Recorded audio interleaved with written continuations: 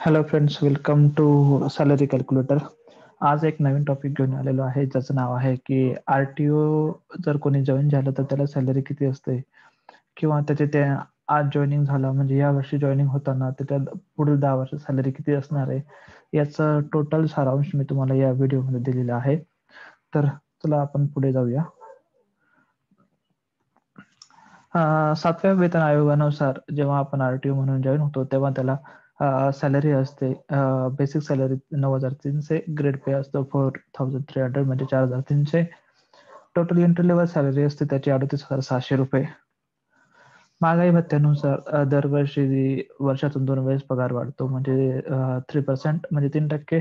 वार्षिक हा 6% म्हणून पगार वाढला जातो आपल्या ॲन्युअल सॅलरीनुसार. मी 2019 पासून पुढे कॅल्क्युलेट केलेले आहे.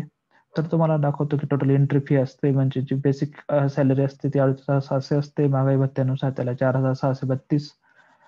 त्याच्यानंतर ट्रॅव्हलिंग गाडी भत्ता 1,800 रुपये. घर भत्ता 9,264 रुपये. त्याची ग्रॉस सॅलरी असते 54,296 रुपये. तीच 2020 मध्ये जी सॅलरी जाईल टोटल 58,355 रुपये. आणि 2021 जर कॅल्क्युलेट केलं तर ती जाईल 62,407 रुपये. 2022 मध्ये 66,755 रुपये. तीच 2023 मध्ये 71,309 रुपये. 2024 मध्ये तुम्हाला टोटल 76,000च्या वरती सॅलरी गेलेली असते. 2025 मध्ये तीच सॅलरी झालेली असेल 81,072 रुपये.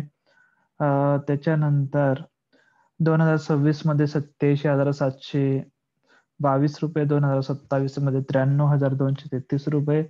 2028 मध्ये 98,996 रुपये अशी आर-टी-ओची सॅलरी वाढते. असं होतं हे आजच्या व्हिडिओच्या संदर्भात.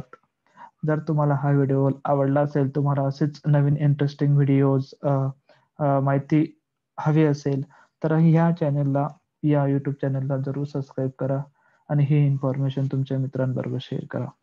Thank you all.